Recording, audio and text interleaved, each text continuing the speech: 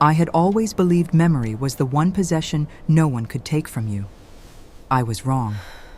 The morning Dr. Blackwood called me into his study, I thought he meant to dismiss me.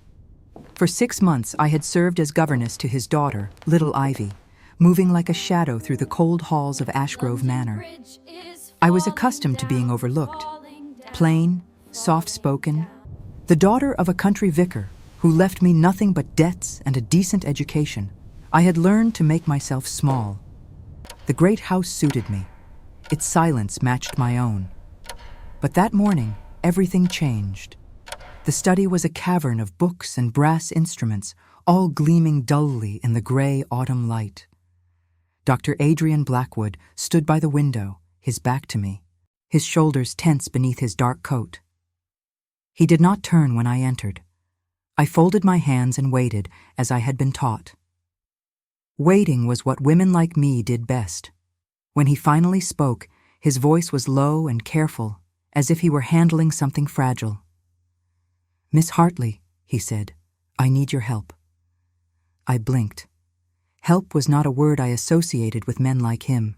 He was a man of science, a widower who spent his nights locked in the laboratory wing of the manor, emerging only to kiss his daughter goodnight or to take silent meals in the dining room. He was brilliant, they said in the village, also dangerous. His wife had died 2 years prior under circumstances no one spoke of aloud, and since then he had devoted himself to a single obsession, the restoration of memory. I had heard the servants whispering. They said he was building a machine that could reach into the mind itself, that he wanted to bring back the dead by reconstructing their thoughts. I had dismissed it as gossip. Now, standing in his study with the autumn wind rattling the windows, I was not so sure. He turned to face me at last. Dr. Blackwood was not a handsome man in the conventional sense, but there was something compelling about him. His features were sharp, his dark eyes shadowed with sleeplessness, his hair slightly too long and touched with gray at the temples. He looked like a man who had forgotten how to rest. And yet, when those eyes met mine, I felt a strange jolt, as if I had been seen for the first time in my life. "You have been here 6 months," he said. "You are observant, discreet. Ivy trusts you." I nodded, uncertain where this was leading. "I am conducting an experiment," he continued, "one that requires a subject with a sound mind and a stable temperament, someone who will not panic under unusual circumstances." My pulse quickened. "Sir," I said quietly, "I am not certain I understand." He crossed the room and stood before me, close enough that I could smell the faint scent of chemicals and old books that clung to him. "Miss Hartley, I have built a machine capable of recording and altering human memory. It is the culmination of years of work. But I cannot proceed without testing it on a living subject. I am asking you to volunteer." The words hung in the air between us, impossible and terrifying. I should have refused. I should have turned and walked out of that room and never looked back. But I did not. Perhaps it was curiosity. Perhaps it was the way he looked at me, as if I mattered. Perhaps it was simply that I had nothing else. No family, no prospects, no future beyond this house and this child who was not mine. "What would the machine do to me?" I asked. He hesitated. "It will record your memories," he said. "And then it will overlay them, temporarily, with a different set of experiences. I need to know if the process is stable, if the mind can accept new memories without rejecting them." "Whose memories?" I whispered. He looked away. "That is not important." But it was important. I could see it in the tension of his jaw, the way his hands clenched at his sides. This was not a dispassionate experiment. This was personal. "I will not force you," he said, "but I will pay you well. And if you agree, you will be contributing to a discovery that could change everything we understand about the human mind." I thought of my empty room, my borrowed dresses, the way the other servants looked through me as if I were made of air. I thought of Ivy, who clung to my hand during thunderstorms and called me Ellie in her sweet, lisping voice. I thought of the way Dr. Blackwood had just looked at me, as if I were not invisible after all. "I will do it," I said. The words surprised me even as I spoke them. But once they were out, I could not take them back. Dr. Blackwood nodded slowly. His expression was unreadable. "Thank you, Miss Hartley," he said. "We will begin tomorrow night." That evening, I went through the motions of my duties in a daze. I helped Ivy with her lessons, read to her from a book of fairy tales, tucked her into bed, and kissed her forehead. She smiled up at me with her mother's eyes, large and dark and trusting. "Sleep well, little one," I whispered. Downstairs, I heard the distant clang of metal, the hiss of steam. Dr. Blackwood was in his laboratory preparing. I lay awake in my narrow bed, staring at the ceiling, wondering what I had agreed to. Outside, the wind howled through the bare trees, and somewhere in the house, a clock chimed the hour. I counted each strike, measuring the time I had left before everything changed. The next night, he came for me. I met him in the entrance hall, wearing my plainest dress, my hair pinned back severely. He said nothing, only gestured for me to follow. We descended a narrow staircase I had never noticed before, hidden behind a panel in the library. The air grew colder as we went down, and I could hear the hum of machinery, a low and constant vibration that seemed to resonate in my bones. The laboratory was vast, far larger than I had imagined. It stretched beneath the entire east wing of the manor, a cathedral of glass and steel. Gas lamps burned along the walls, casting long shadows, and in the center of the room, gleaming like some strange altar, was the machine. It was beautiful and terrible. A tangle of wires and brass fittings, glass cylinders filled with glowing liquid, and at its heart, a chair fitted with a leather headpiece studded with metal contacts. The sight of it made my breath catch. Dr. Blackwood moved to a control panel, his fingers flying over switches and dials. "Sit," he said, not looking at me. I approached the chair slowly, my legs trembling. The leather was cold against my skin as I sat. Dr. Blackwood came to stand beside me, holding the headpiece. His hands were steady, but I could see the faint tremor in his jaw. "This will not hurt," he said quietly. "You will feel a slight pressure, and then a sensation of displacement, like falling asleep and waking somewhere else.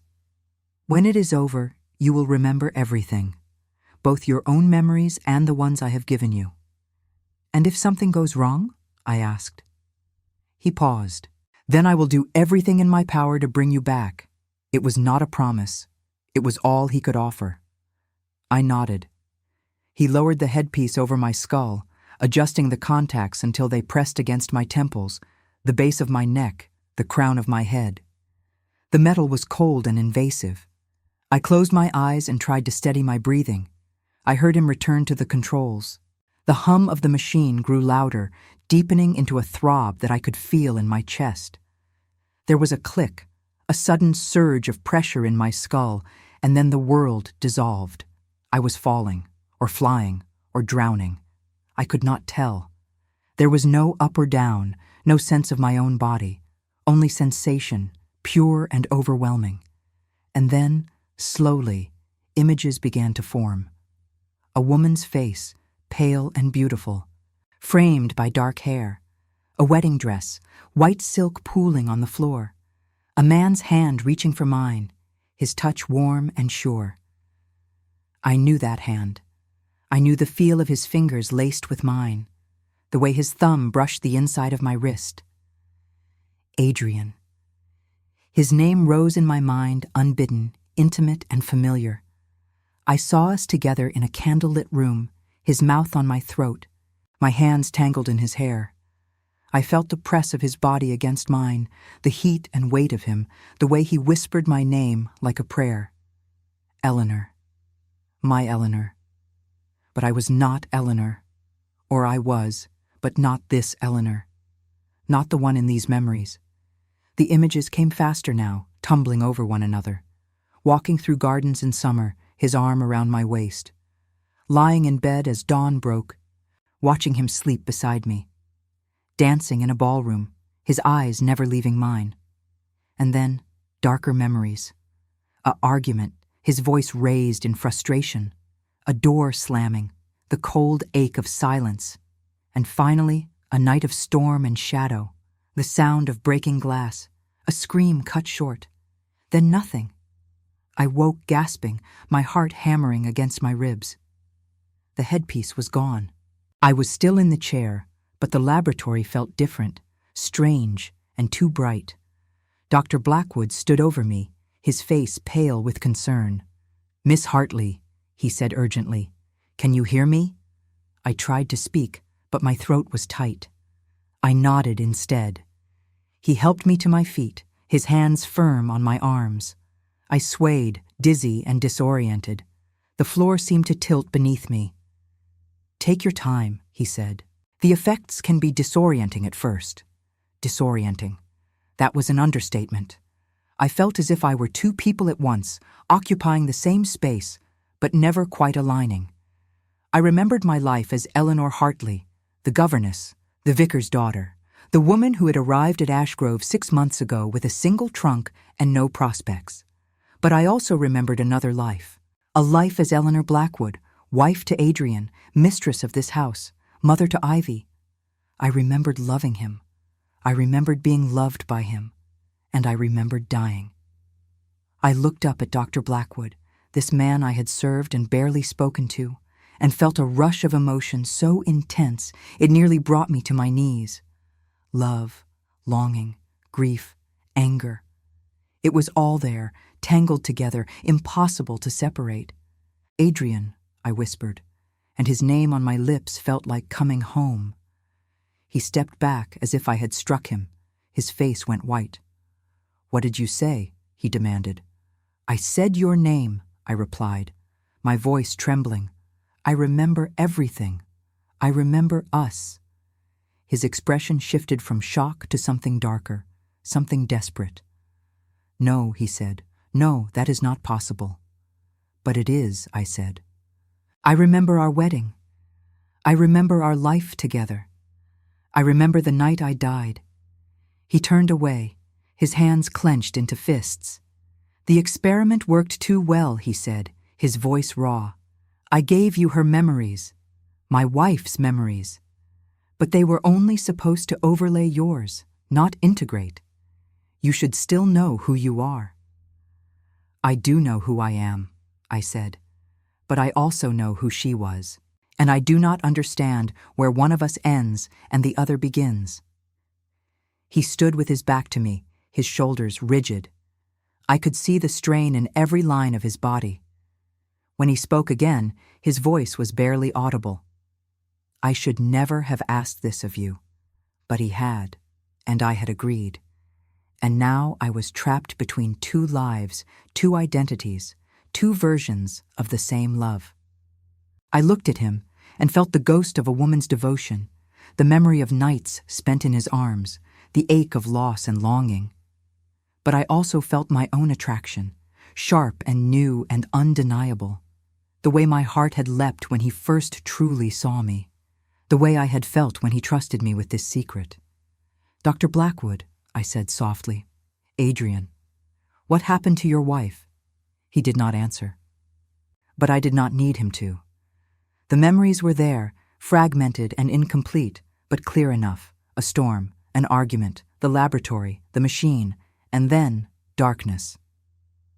"She died here," I said, "in this room." He turned to face me, and I saw the truth in his eyes. "Yes," he said, "she did, and you want to bring her back." He closed his eyes. "I want to understand what I did wrong," he said. "I want to know if she suffered. I want to know if she forgave me." I took a step toward him, my legs still unsteady. The memory of his touch was so vivid I could almost feel it. The warmth of his skin, the steady beat of his heart beneath my palm. But I was not her. I was Eleanor Hartley, the governess, the woman who had nothing, the woman who had agreed to this madness because she was desperate to be seen. "I do not know if she forgave you," I said, But I am here, and I remember. He looked at me then, really looked at me, and I saw the war in his eyes, grief and hope, guilt and desire. I was not his wife, but I carried her memories. I knew her love for him, her fear, her final moments, and I felt my own heart beating faster, my own breath catching in my throat. This was dangerous. This was wrong, but I could not look away. "What do we do now?" I whispered. He shook his head slowly. "I do not know," he said. And in the silence that followed, I felt the weight of two women's hearts, both aching for the same man. I did not sleep that night. How could I? Every time I closed my eyes, I saw fragments of a life that was not mine, a bedroom with pale blue wallpaper and lace curtains, the weight of a wedding ring on my finger, the sound of Adrian's voice in the darkness, murmuring words I should not know but could not forget. I rose before dawn and dressed in the gray light, my hands shaking as I fastened the buttons of my plain governess dress. In the mirror, I looked the same. Pale skin, unremarkable features, brown hair pulled back in a severe knot. But behind my eyes, someone else looked out. Someone who had worn silk and pearls, who had danced in ballrooms and held a man's love like a precious, fragile thing.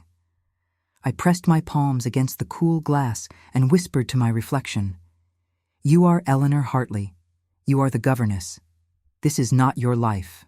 But the memories would not quiet. They whispered back with a voice that felt like my own. Breakfast was a torment. I sat with Ivy in the nursery, watching her eat her porridge while I pushed food around my plate. The child chattered about her dolls, about a bird she had seen in the garden, about how she wished her papa would play with her more. I nodded and smiled, but my mind was elsewhere. I kept seeing her as she had been in the other Eleanor's memories. Younger, just a baby cradled in my arms, her tiny fingers curling around mine. I remembered the weight of her, the sweet milk smell of her skin, the fierce protectiveness that had flooded through me the first time I held her. But that had not been me. That had been the woman whose memories now tangled with my own. "Ellie," Ivy said, tugging at my sleeve. "Are you listening?" I blinked and forced myself to focus. "Yes, darling, I am listening." "You look sad," she said, her dark eyes wide and solemn. "Did Papa make you sad?" My throat tightened. "No," I said softly. "Your Papa did not make me sad." She studied me for a long moment, then leaned over and kissed my cheek with sticky lips. "There," she said. "Now you will feel better." I pulled her into my arms and held her close, breathing in the scent of her hair. I did not know what I was anymore, but I knew I loved this child. That, at least, was real. Dr. Blackwood did not summon me that day.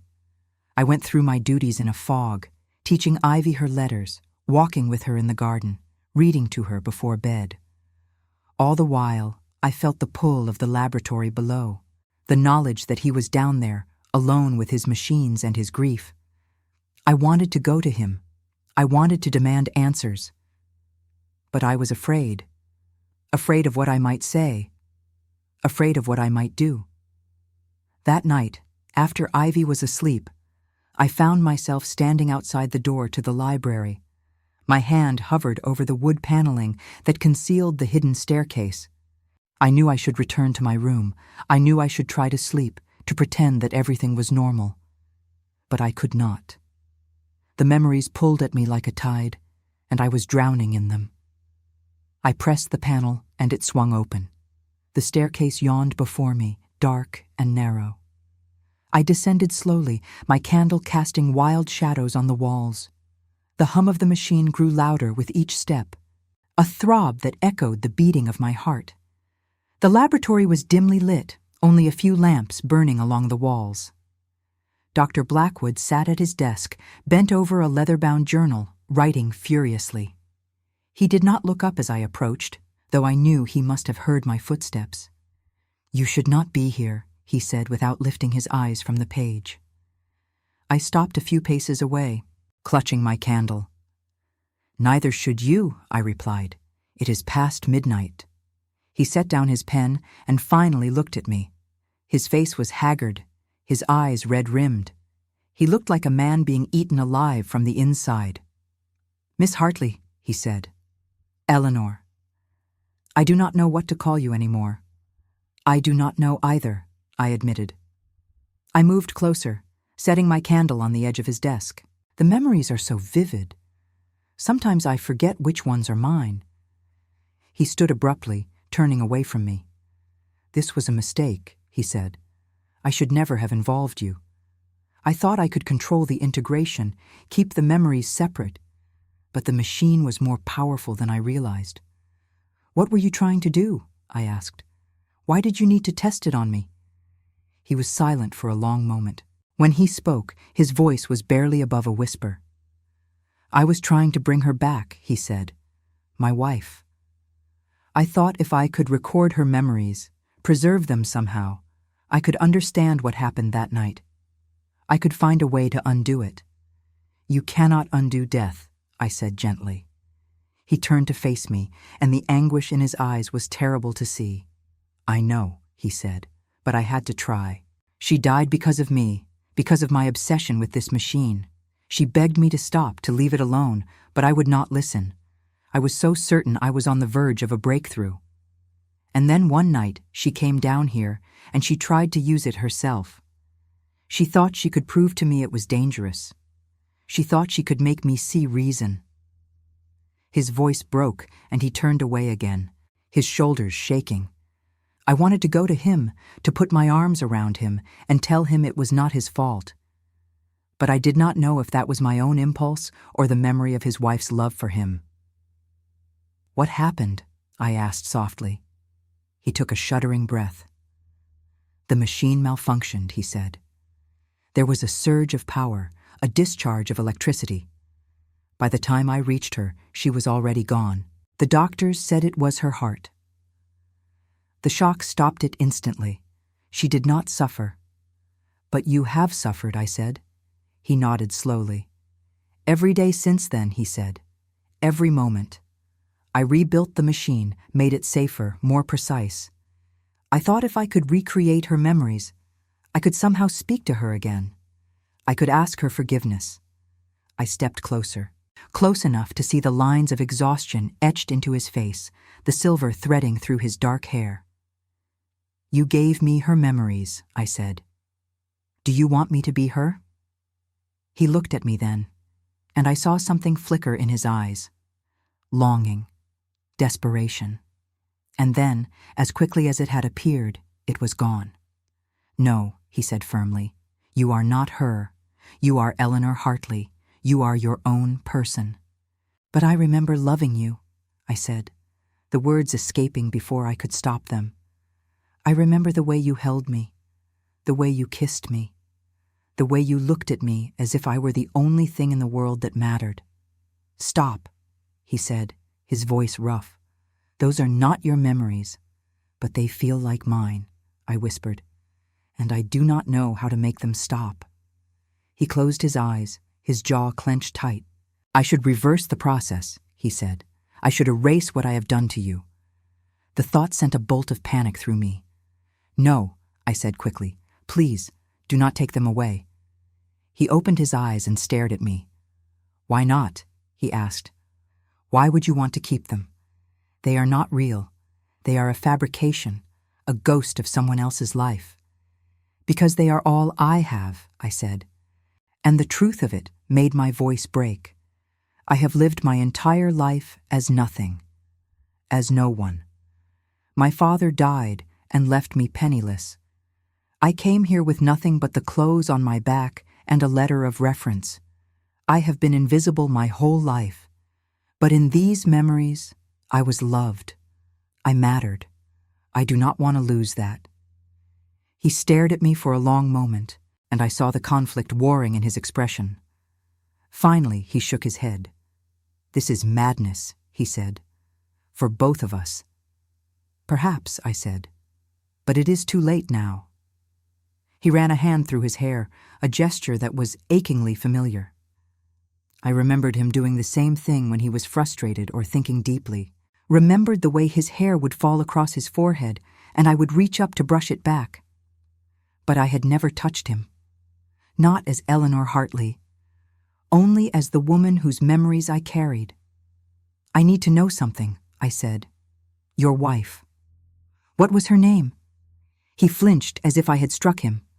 "Her name was Catherine," he said quietly. "Catherine Blackwood. And did you love her?" He looked away. "With everything I had," he said. "She was my light, my reason for living, and I killed her with my arrogance and my obsession." "It was an accident," I said. "You cannot blame yourself forever." "Can I not?" He turned back to me, his eyes blazing. "I chose this machine over her happiness. I chose my work over her pleas. And now she is gone, and I am left with nothing but guilt and the ghost of what we had." I took another step closer. "You have Ivy," I said. "You have your daughter. She needs you." "I know," he said, his voice softening. "But every time I look at her, I see Catherine. I see what I have taken from her. A mother's love, a complete family. Then be the father she needs," I said. "Do not let grief consume you. Do not let this machine take you as well." He met my eyes, and for a moment, the distance between us seemed to collapse. I could feel the pull of him, the ache of wanting something I could not have. Or could I? The memories whispered that I had once been his, that his body had been mine to touch, his heart mine to hold. But that had been Catherine, not me. And yet I wanted him, not just because of the memories, but because of the way he had looked at me in his study 2 days ago, as if I were not invisible, because of the trust he had placed in me, because of the pain I saw in his eyes and the desperate wish to ease it. "I should go," I said, though I did not move. "Yes," he said, but he did not turn away. We stood there in the dim light of the laboratory, the machine humming softly behind us, the weight of 2 lives pressing down on the space between us. And then, without thinking, I reached out and touched his hand. He froze. The contact was simple, just my fingers resting lightly on his, but it felt like lightning. I remembered this hand holding mine, remembered the calluses on his palm, the strength in his grip. But this was the first time I, Eleanor Hartley, had touched him. "Miss Hartley," he said, his voice strained. "Eleanor," I corrected softly. "Just Eleanor." He looked down at our hands, and I saw his throat work as he swallowed. "This is dangerous," he said. "I know," I whispered. "You are not her," he said, as if trying to convince himself. "I know that too." "Then why?" he began, but I cut him off. "Because I want to be," I said. "Because for the first time in my life, I feel alive. Because when I look at you, I feel something real, something that is mine, not just an echo of someone else." He pulled his hand away, stepping back. "You do not know what you are saying," he said. "You are confused. The memories have clouded your judgment." "Perhaps," I said, "but I do not think so." He turned away, his hands bracing on the edge of his desk. "You should leave," he said, "and do not come back here. I will find a way to reverse the process. I will give you back your life. But I did not want my old life. I wanted this, whatever it was, this tangled, impossible thing." I left the laboratory without another word, climbing the stairs back to the cold, dark house. But as I lay in my narrow bed that night, I felt the memories rising like a tide. Catherine's love for Adrian, her fear, her final moments in this very house, in the room beneath my feet, reaching for the machine that would kill her. And beneath that, something else, a suspicion, a whisper of doubt. What if Catherine had not died by accident? What if there was more to that night than Adrian had told me? What if the memories I carried held a secret he did not want me to find? I closed my eyes and let the memories wash over me, searching for the truth hidden in the fragments of another woman's life. And as sleep finally claimed me, I dreamed of a storm, of breaking glass, and of a scream that echoed through the darkness. The dreams came every night after that, vivid and relentless. I would wake in the dark with my heart racing, Catherine's final moments playing behind my eyes like a magic lantern show I could not stop. Each time I saw more, felt more. The cold metal of the machine against my skull, the surge of electricity crackling through the air, and worst of all, the sense of terrible understanding, of something realized too late. But the memory always cut off before I could grasp what it was she had understood, what truth she had discovered in those final seconds. I began to avoid Dr. Blackwood during the day. It was easy enough. He spent most of his waking hours in the laboratory, emerging only for meals he barely touched and brief visits to Ivy's nursery, where he would kiss his daughter's forehead and retreat again like a ghost. When our paths did cross in the corridors, we exchanged only the most necessary words, both of us careful not to let our eyes meet for too long. But at night, I found myself drawn back to the hidden staircase. I would stand at the top, listening to the hum of the machine below, my hand on the panel, fighting the urge to descend. I told myself I stayed away out of respect for his wishes. The truth was, I was afraid of what I might say, afraid of what I might do, afraid of the way my heart leapt every time I heard his footsteps in the hall. A week passed, then another. Autumn deepened into early winter, and the manor grew colder. Frost appeared on the windows each morning, and the servants began lighting fires in the grates. Ivy caught a chill and spent 3 days in bed, feverish and fretful. I sat with her through the worst of it, bathing her forehead with cool cloths and reading to her until my voice grew hoarse. Dr. Blackwood came to check on her one evening, his face drawn with worry. He stood in the doorway of the nursery, watching as I tucked the blankets around his daughter's sleeping form. For a moment, neither of us spoke. Then he said quietly, "Thank you for taking such good care of her." "She is easy to love," I replied, smoothing Ivy's dark curls away from her face. He stepped into the room, his gaze fixed on the child. "She looks so much like her mother," he said softly. "Sometimes it is painful to look at her."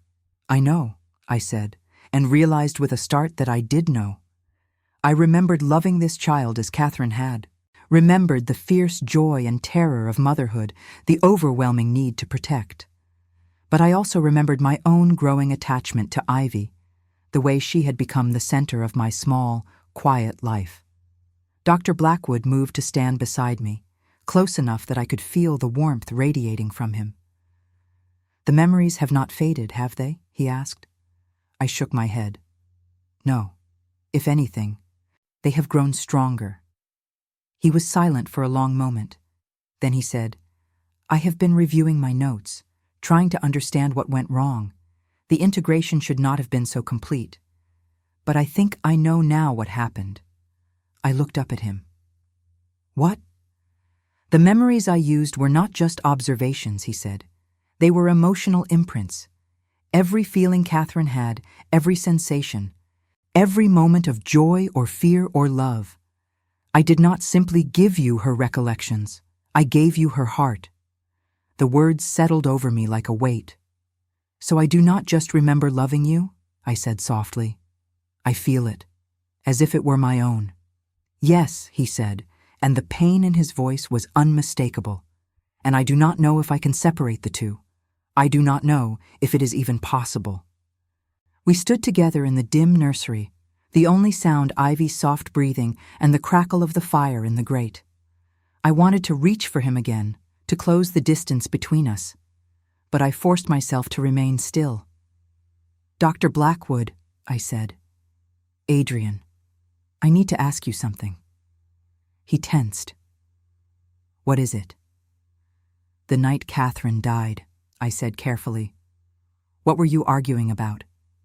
He turned away sharply, as if I had struck him. "How do you know we argued?" "I remember fragments," I said, raised voices, a door slamming, her anger and her fear. "What was it about?" He walked to the window and stood staring out into the darkness. It was about the machine, he said finally. She wanted me to destroy it. She said it was consuming me, that I was losing myself in my work. She was right, of course, but I could not see it then.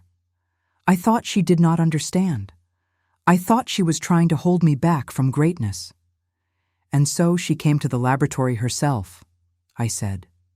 He nodded. She told me she would prove it was dangerous.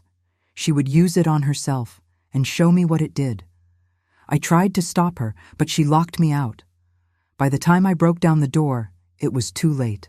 His voice cracked on the last words, and I saw his shoulders shake. I went to him without thinking, crossing the room to stand at his side. I wanted to touch him, to offer comfort, but I kept my hands at my sides. "It was not your fault," I said quietly. "Was it not?" He turned to face me, and I saw tears on his cheeks. I built that machine. I ignored her warnings. I put my ambition above her safety. If that is not fault, what is it? "It is grief," I said, "and guilt, but it is not murder." The word hung between us, sharp and cold. He stared at me. "What did you say?" I felt something shift inside me, a memory rising like a dark tide. "There is more," I whispered. Something Catherine knew. Something she discovered that night. "You are imagining things," he said, but his voice was unsteady. "No," I said. "I feel it. In the memories, a sense of betrayal, of realization." She did not come to the laboratory just to prove the machine was dangerous. She came because she had found something that frightened her. "Stop," he said, his voice sharp. "You do not know what you are saying." "Then tell me," I said, my own voice rising. "Tell me what really happened that night." He backed away from me, shaking his head. "I have told you everything," he said. "There is nothing more." But I could see the lie in his eyes. And in that moment, I felt Catherine's presence so strongly it was as if she were standing beside me, whispering the truth I could not yet grasp. I closed my eyes and reached for the memory, following it like a thread in the darkness. I saw Catherine standing in the laboratory, but it was different than I had imagined. She was not alone. There was someone else there, a woman, young, dark-haired, wearing a servant's dress. I could not see her face, but I felt Catherine's shock, her horror, her heartbreak. "You brought her here," Catherine's voice echoed in my mind. "You brought her to our home." And then Adrian's voice, cold and defensive. "It is not what you think." "Then what is it?" Catherine demanded. "What is she to you?" The memory fractured, dissolving into confusion and pain. But I had seen enough. I opened my eyes and looked at Dr. Blackwood, seeing him clearly for the first time. "There was someone else," I said. "Another woman. Catherine found out about her."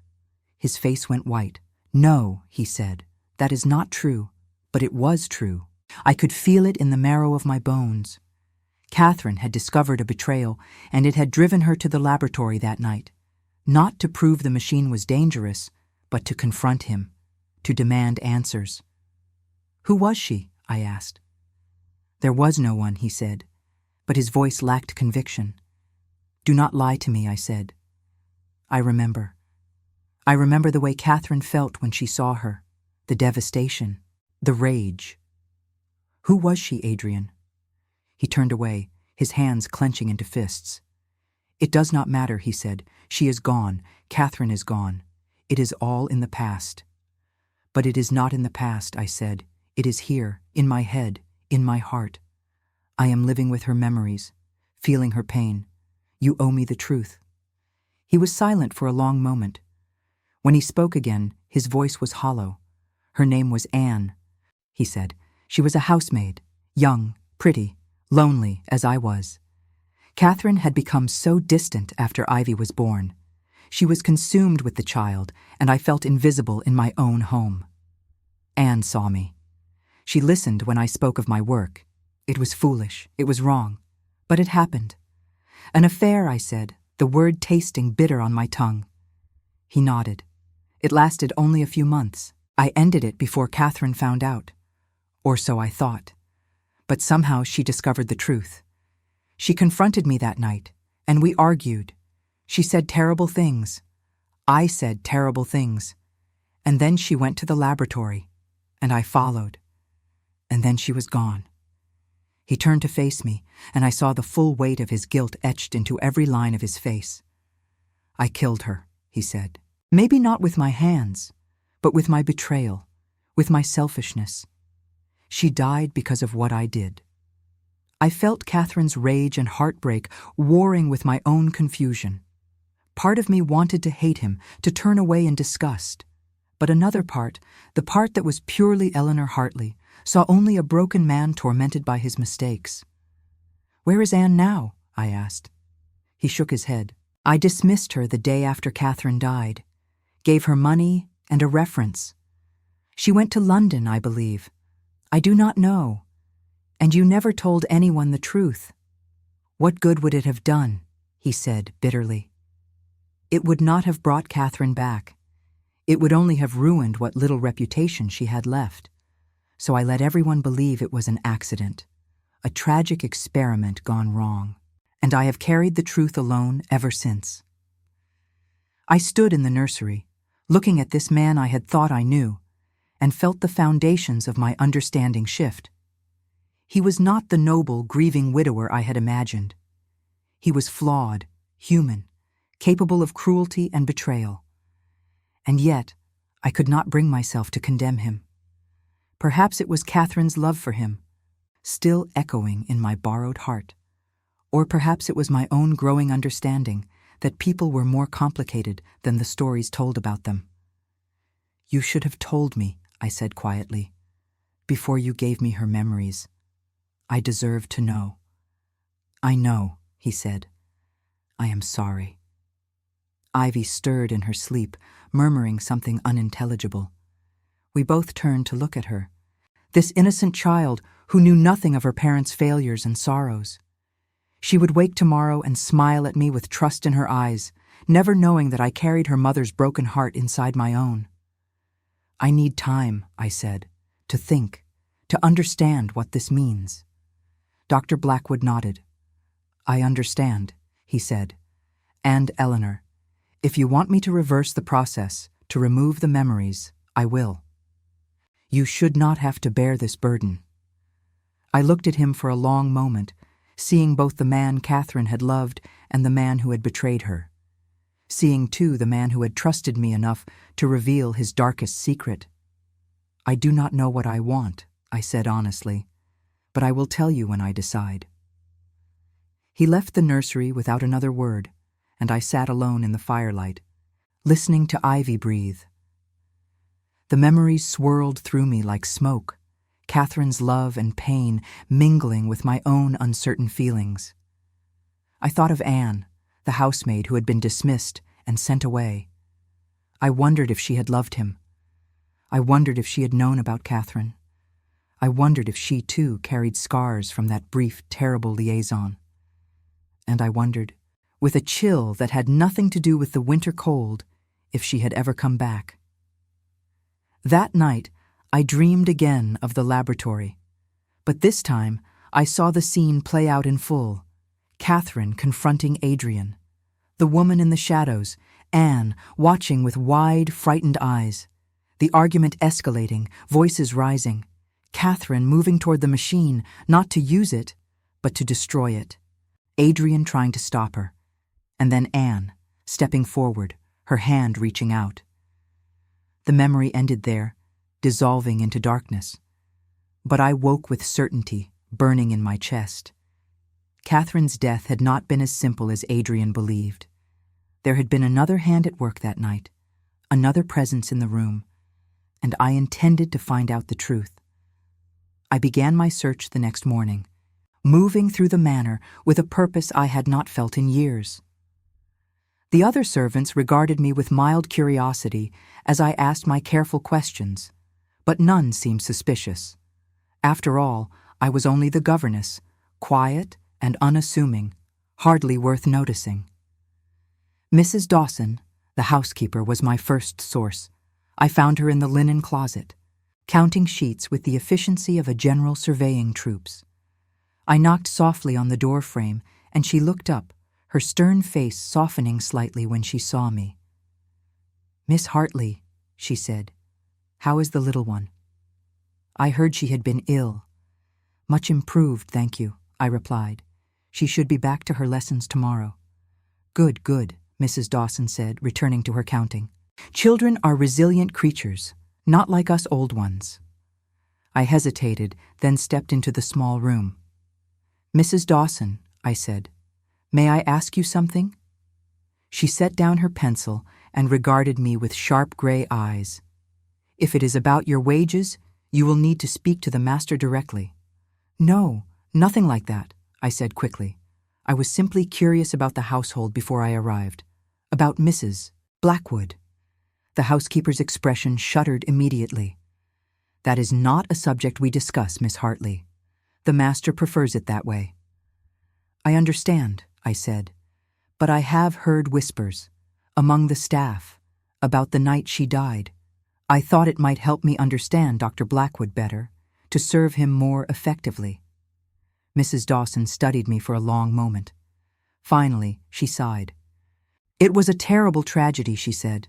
"The mistress was a good woman, kind and gentle, but after the child came, she changed, became melancholy, withdrawn. The master threw himself into his work, and the distance between them grew. We all saw it, though we said nothing." "And then she died," I prompted gently. "Yes," Mrs. Dawson said, her voice dropping. "It was late at night. We heard shouting, and then a terrible crash. By the time we reached the laboratory, the mistress was already gone.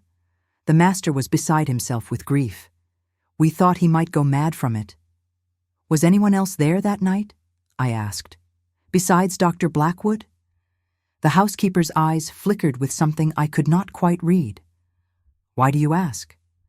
"No reason," I said. "Only that I heard there had been a maid. Anne, I believe, who left shortly after." Mrs. Dawson's lips pressed into a thin line. "Anne Fletcher," she said. "Yes. She was dismissed the following day. The master said he could not bear to see her face, as she reminded him too much of what he had lost."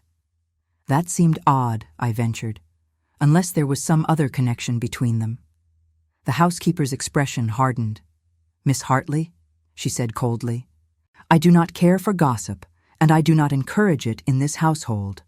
Anne Fletcher was a flighty, silly girl who gave herself airs. When the mistress died, the master saw fit to remove her. That is all there is to the matter." But her tone suggested otherwise. I pressed on, emboldened by Catherine's memories whispering courage into my veins. "Where did she go?" I asked. "Do you know?" "Mrs." Dawson turned back to her sheets. "London, I believe," she said tersely. "And that is the last I heard of her. Now, if you will excuse me, I have work to do." I left the linen closet with more questions than answers. Mrs. Dawson knew something, I was certain. But she was loyal to Dr. Blackwood, and she would not betray his secrets easily. I would need to look elsewhere. Over the next few days, I questioned the other servants with subtle care. The cook remembered Anne as a pretty girl who had been too familiar with the master. The footman recalled that she had left in a hurry, taking only a small trunk. The scullery maid whispered that Anne had been seen crying in the kitchen the day before Mrs. Blackwood died, though she did not know why. Each piece of information was small, but together they formed a picture. Anne had been involved with Adrian. She had been present, somehow, on the night of Catherine's death, and she had been sent away before anyone could ask too many questions. But there was one person who might know more, one person who had been in the house that night and who might have seen what truly happened. Thomas, the groundskeeper, was an old man who had served the Blackwood family for 40 years. He lived in a cottage at the edge of the estate and rarely came to the main house except to tend the gardens. I found him one gray afternoon, pruning the rose bushes near the south wall. He looked up as I approached, his weathered face breaking into a smile. "Miss Hartley," he said warmly, What brings you out on such a dismal day? I wanted to ask you about something, I said. About the night Mrs. Blackwood died. His smile faded. That is an old wound, miss. Best left alone. I know, I said. But I need to understand. For Ivy's sake. She will have questions one day, and I want to be able to answer them honestly. Thomas set down his pruning shears and wiped his hands on his apron. What do you want to know? Were you here that night? I asked. Did you see what happened? He shook his head. I was in my cottage, he said, but I heard the shouting. It carried across the grounds, and I saw Anne Fletcher running from the house afterward, crying like her heart would break. My pulse quickened. Anne was there, I said, in the laboratory. Thomas nodded slowly. I believe so, he said, though the master never said as much. But I saw her running, and not half an hour later, I saw lights in the laboratory window. Then nothing but darkness and silence. The next morning, they told us the mistress was dead. What do you think happened? I asked. He looked at me with sad, knowing eyes. I think, miss, that there are some secrets too dangerous to uncover, and I think you would be wise to leave this alone. But I could not leave it alone. Catherine's memories would not let me. I felt her presence more strongly than ever, as if she were guiding my steps, urging me toward the truth. And beneath that, my own need to understand the man I was drawn to, the man whose guilt and grief had shaped my new existence. That night, after Ivy was asleep, I went to the laboratory once more. I had not been there since the night Adrian told me about Anne, and I approached the hidden staircase with my heart pounding. The panel swung open at my touch, and I descended into the depths of the house.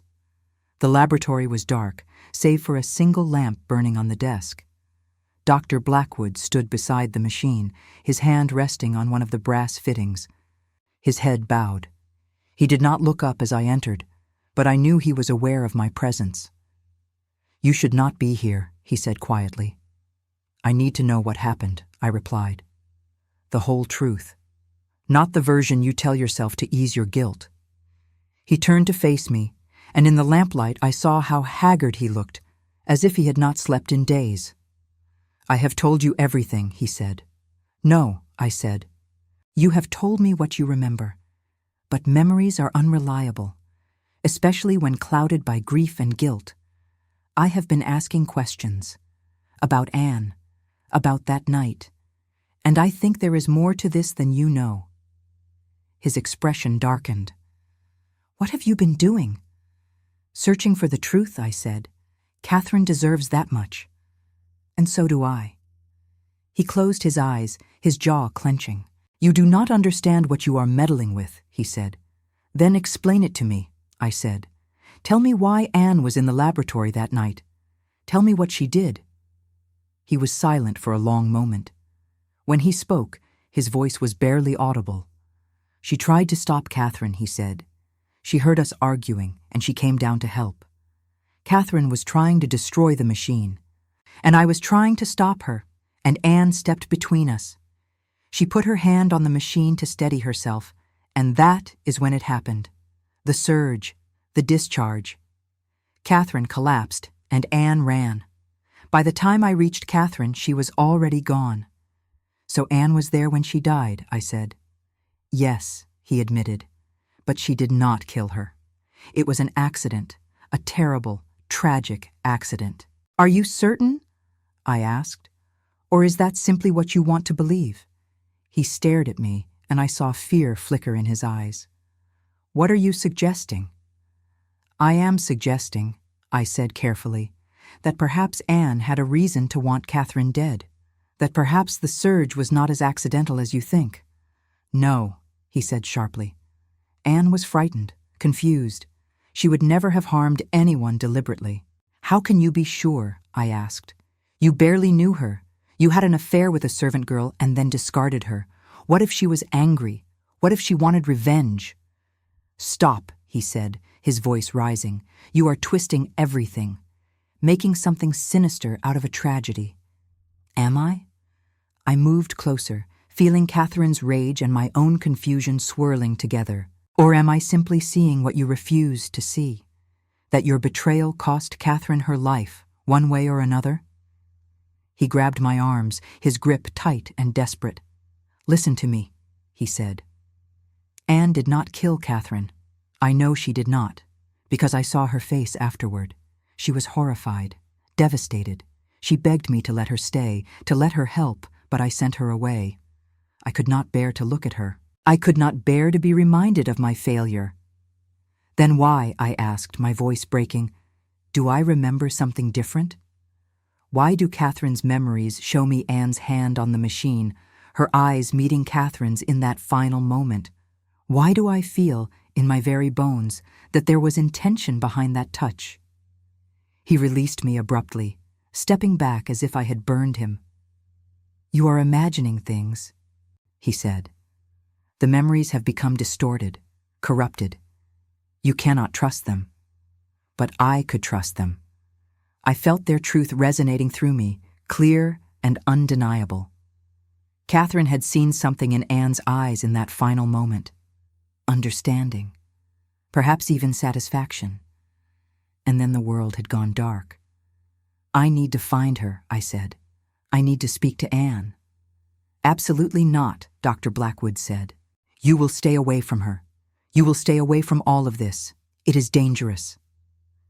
"The truth is always dangerous," I said, "but I will not live the rest of my life wondering. I will not carry Catherine's memories without knowing how she truly died." He turned away, his shoulders rigid with tension.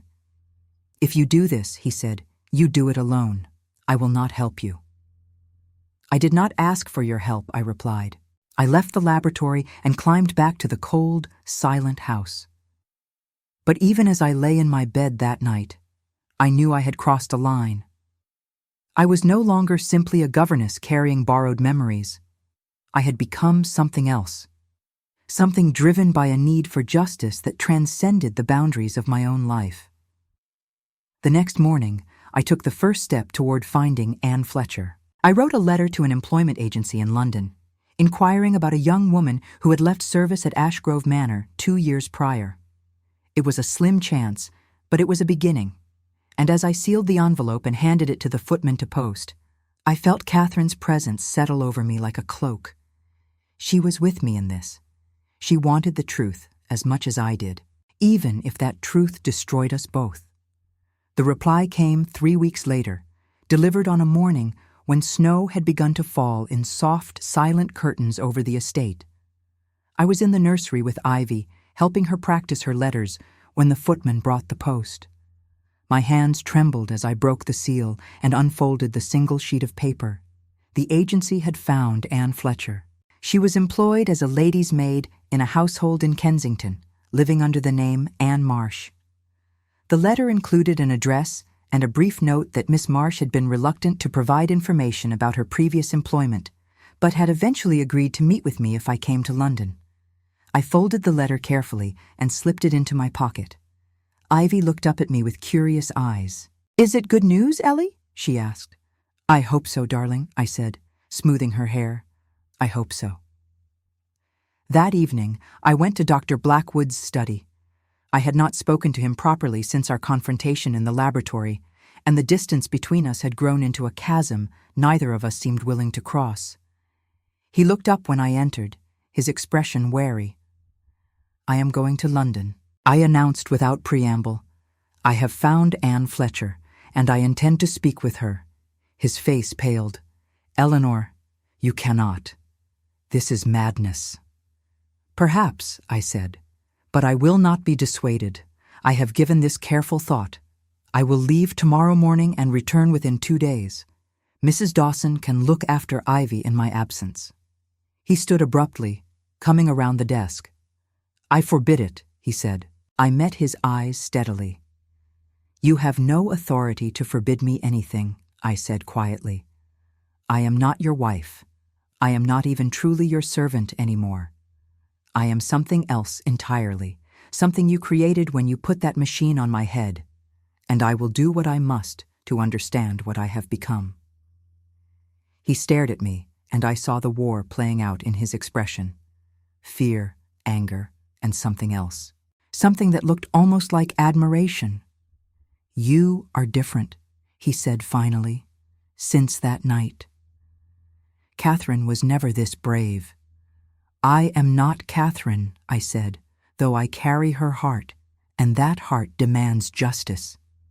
He turned away, his hand running through his hair in that familiar gesture of frustration. "If I cannot stop you," he said, "then at least let me come with you. You should not face this alone." I considered refusing, but the thought of confronting Anne Fletcher, of hearing whatever terrible truth she might reveal, filled me with a dread I could not quite name. And despite everything, despite his betrayal and his secrets, I still wanted him near. Whether that was Catherine's love or my own, I no longer knew. "Very well," I said. "We will go together."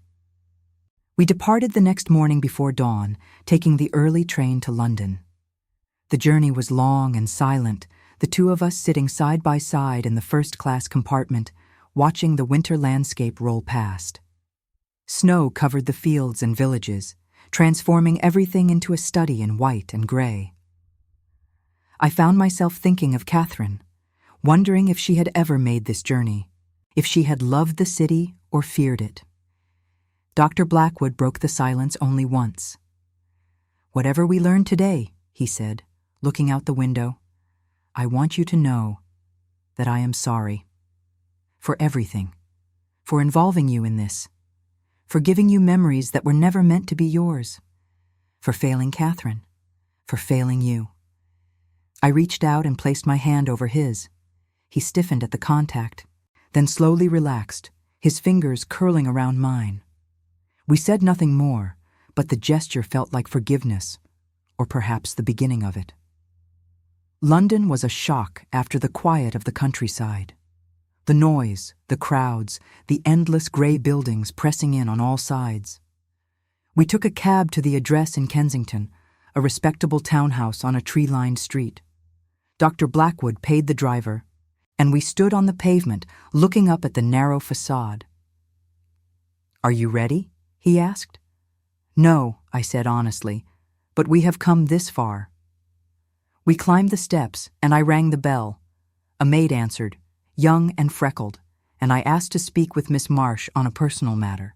She looked uncertain, but showed us into a small parlor and disappeared upstairs. The wait felt endless. I sat on the edge of a settee, my hands clenched in my lap, while Dr. Blackwood stood by the window, his back rigid with tension. And then I heard footsteps on the stairs, light and hesitant.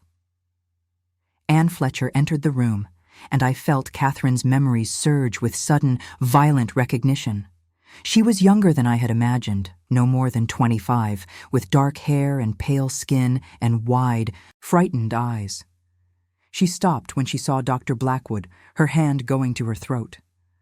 "Sir," she whispered, "I did not know you would be here." "Sit down, Anne," he said, his voice tight but not unkind. "We need to talk." She sank into a chair, her gaze darting between us. "Who is she?" she asked, looking at me. "I am Eleanor Hartley," I said. "I am the governess to Ivy, and I carry the memories of Catherine Blackwood." Anne's face went white. "That is not possible," she breathed. "It is," Dr. Blackwood said. "I created a machine that can transfer memories. I used it on Miss Hartley. She knows everything Catherine knew, everything she felt, including the night she died." Anne began to shake.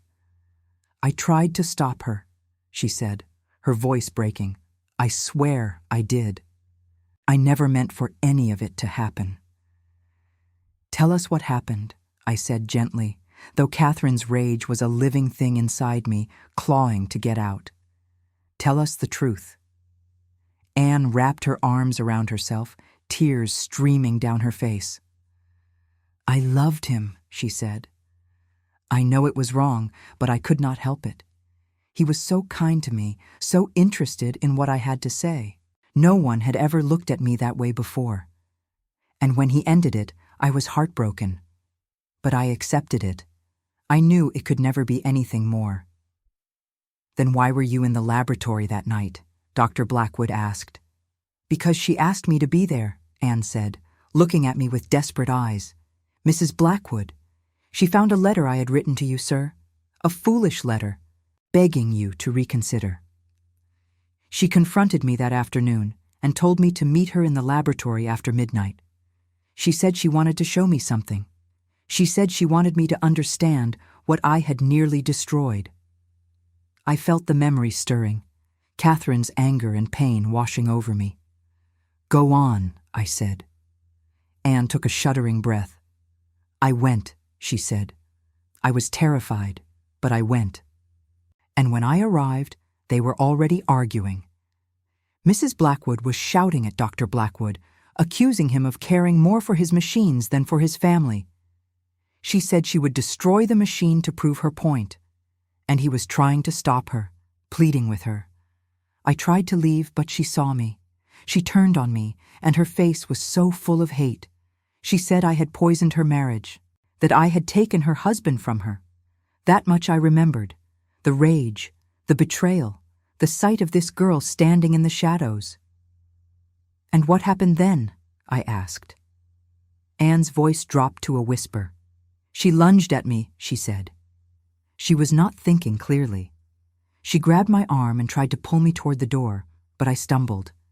I reached out to catch myself, and my hand landed on the machine.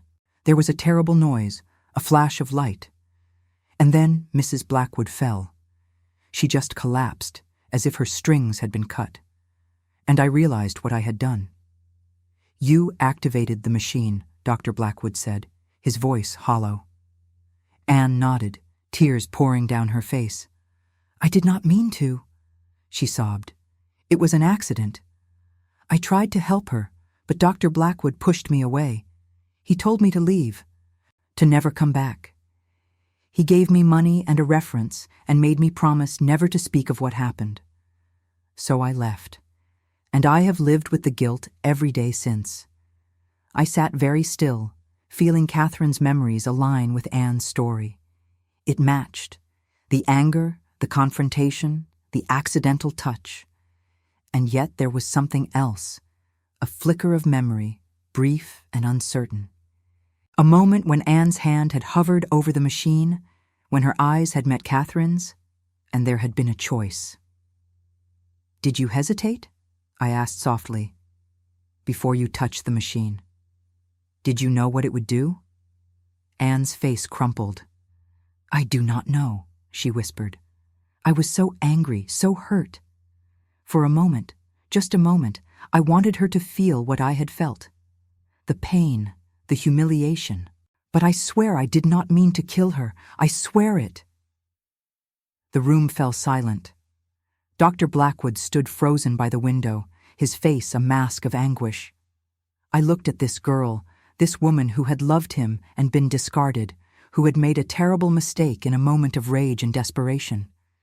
And I felt Catherine's forgiveness, reluctant and painful, beginning to take shape. It was an accident, I said finally. A terrible, tragic accident.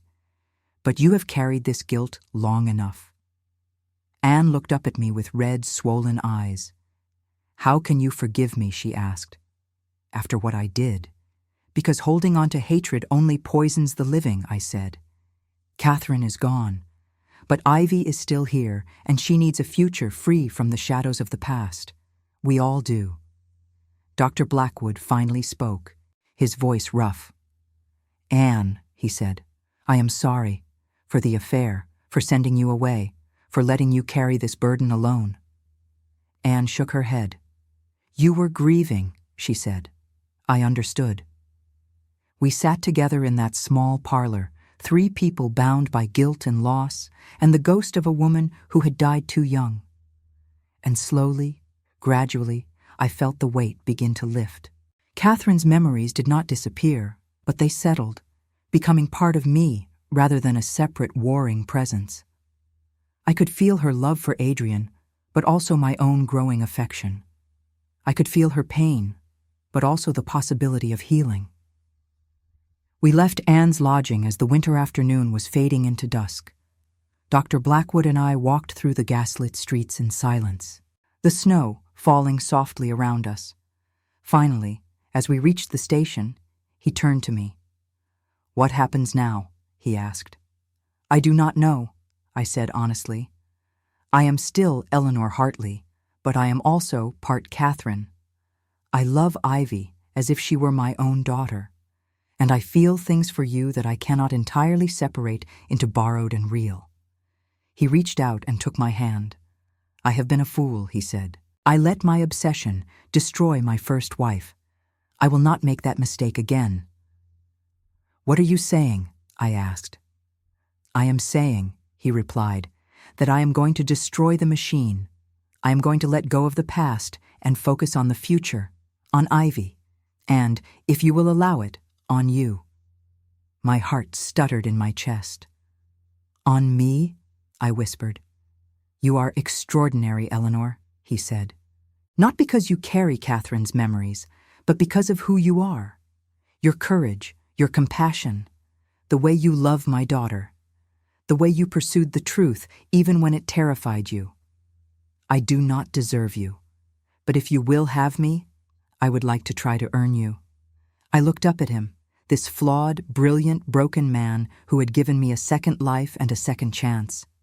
I thought of Catherine, of the love she had felt for him despite everything. And I thought of myself, of the quiet governess who had agreed to an experiment because she wanted to matter. "I will have you," I said, "but not as Catherine's replacement, as Eleanor, as myself."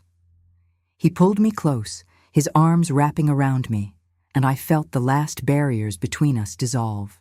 We stood there in the falling snow, two damaged souls finding solace in each other, while the city rushed past us uncaring. We returned to Ashgrove the next day. Ivy flew into my arms when we arrived, chattering about everything she had done in my absence.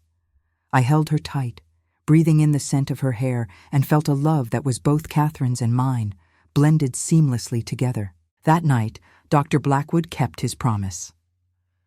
I stood with him in the laboratory and watched as he dismantled the machine, piece by piece.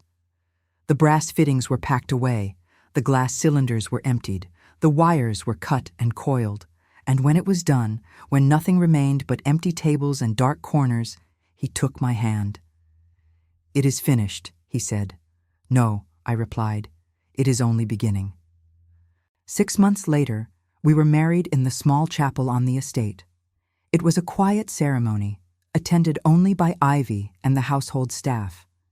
I wore a simple dress of cream silk, and Adrian stood beside me with his hand trembling in mine. When the vicar pronounced us husband and wife, I felt Catherine's blessing settle over me like sunlight. I never forgot her. How could I?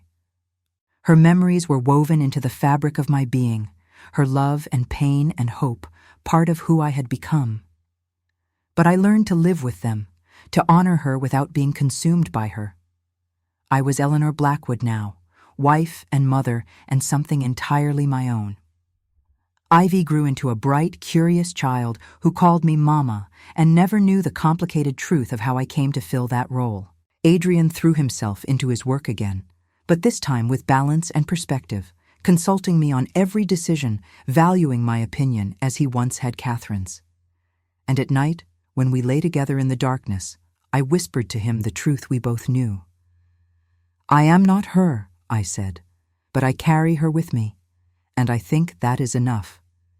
"It is more than enough," he replied, and kissed me with a devotion that was all for me, for the woman I had become.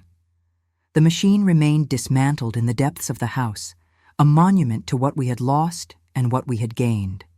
Sometimes, on winter nights when the wind howled through the eaves, I thought I felt Catherine's presence, a whisper of gratitude or perhaps farewell. But I was no longer afraid.